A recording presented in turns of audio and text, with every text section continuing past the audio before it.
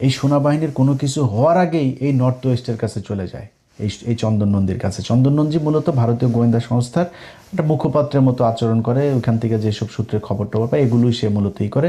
তার খবরের একটা বিরাট অংশ জুড়ে বাংলাদেশ সেনাবাহিনীর ভেতরে ওয়াকার পাত দিলেও ওই গন্ধ পায়, এরকম অবস্থা।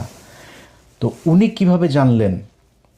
বিএফ এয়ারফোর্স হেডকোয়ার্টার এটা বলেন, সে নিজে বলছে তারা নিজেরাই মুখ খোলে নাই এই কারা কি হয়েছে, এই রেডের পরে কাদেরকে ধরা হয়েছে কি করা, অথচ সে সংখ্যা বলে দিচ্ছে যে 10 জনকে 2 জনকে গ্রেপ্তার করা হয়েছে, 10 জনকে 9 জন বা 10 জনকে জিজ্ঞাসাবাদের জন্য ধরা হয়েছে, আরও 9-10 জন পালিয়েছে, সেসব বলে দিচ্ছে। কিভাবে জানলো? এবার আসেন,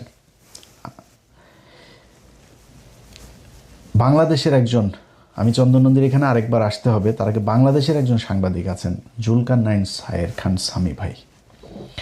সামি ভাই ঠিক ওইটার পরপরই তিনি একটা পোস্ট করেছেন। তিনার পোস্টটা হচ্ছে, বিগত অন্তর্বর্তীকালীন সরকার 1.5 বছরে বাংলাদেশের জাতীয় নিরাপত্তার এমন কিছু ক্ষতি সাধন করেছে যা অবর্ণনীয়।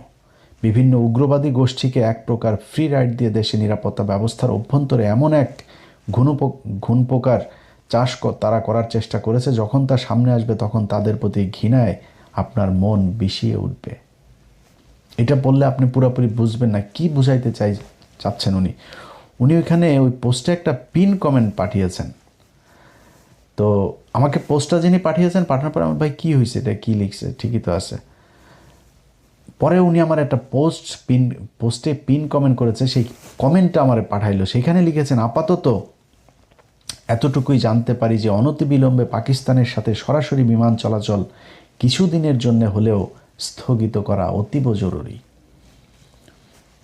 এইটাই হচ্ছে গিয়ে মূল পয়েন্ট, যে পাকিস্তান এখানে কোত্থেকে আসলো, তেহরিকে তালিবান পাকিস্তান কারা, চন্দন নন্দীর কাছে খবর কেমনে গেল, সেই খবর ওই দিনই আবার নবনীতা চৌধুরীর কাছেও গেল। নবনীতা চৌধুরীও কিন্তু এই চন্দন নন্দীর এইটারই মূলত উনি বাংলায় ট্রান্সলেট করে উনি একটা ভিডিও